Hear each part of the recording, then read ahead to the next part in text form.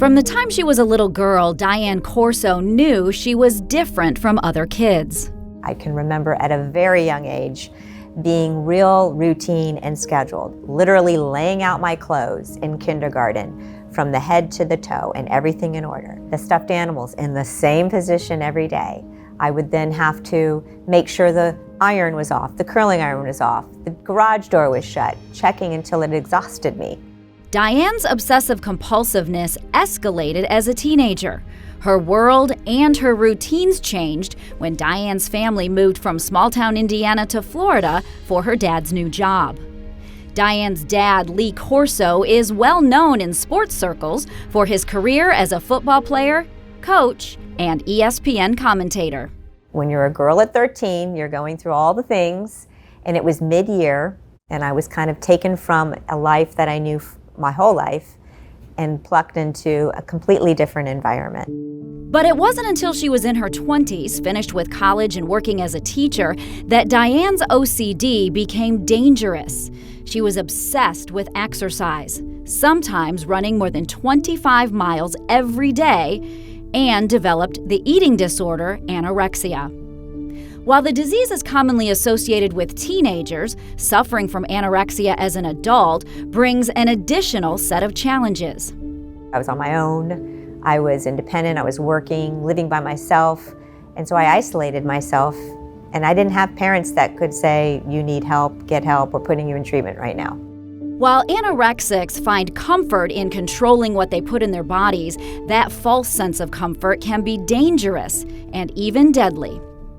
Anorexia and eating disorders are the deadliest mental illness out there, and no one really talks about it in that way. My disordered eating didn't develop until my 20s, and I'm far beyond my 20s now, and I still struggle. So if it were just easy enough to be physically changed, it would have been by now, and it's not. That's why Diane stresses that the worst advice you can give an anorexic is just eat something. Well, if it were as easy to eat, don't you think we would? If it were so easy to pick up that burger, we would do it. So that kind of is irritating in a way. Yes, it is the thoughts and the voices that you hear in your head are so much louder than the healthy voice. And it's very time-consuming in your head. The thought of eating, not eating, exercising, not exercising. What am I going to do in this situation? There is a voice. It's whatever you want to call it. It's a voice, it's a force, it's something in you that there is no choice. Diane struggled with her disease through several miscarriages and eventually through a turbulent pregnancy, which required hospitalization and nutrition through a feeding tube. Against all odds, she had triplet boys.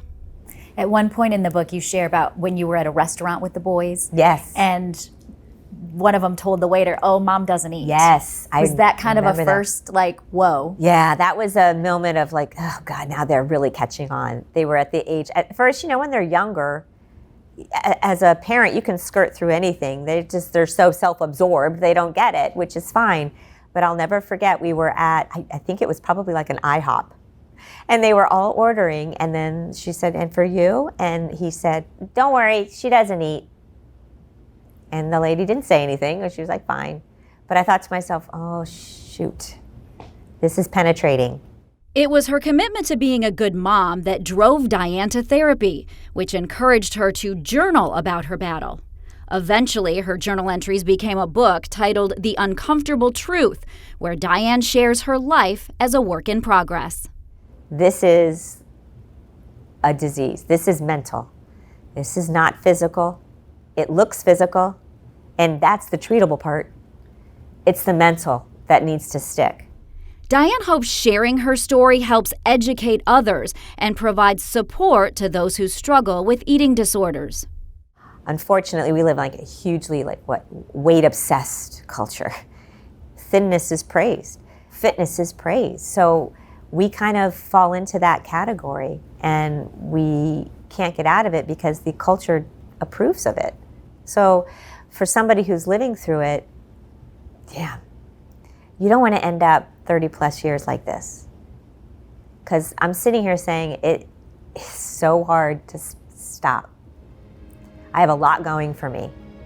I have a beautiful set of kids and a promising career, and I can't snap out of it. Like so many others living with an addiction, Diane's story is a day-to-day, moment-to-moment battle.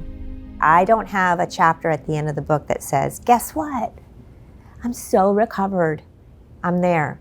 And that's probably what kept me from doing it for a while, because I didn't have that bow at the end, tied up at the end. And I just kept being encouraged. It's okay. You're a work in progress, and you need to admit it, and you need to move on. And that's what I'm doing. And I'll continue to make steps that make me feel more comfortable little by little. But I'll be damned if I'm going to stop trying. I think that at the beginning, I thought that I had to be an all or nothing, because that is also my personality, all or nothing. So if I couldn't fully recover and fully give up the habits, then I might as well stay in the habits. Now I know that if I tweak the habits and I try and skirt around some things and trick the disorder, that's good for now. That's working for me. So I'm not like 100%. I'm better than I was. And I've got a lot to be happy and pleased with myself about and proud.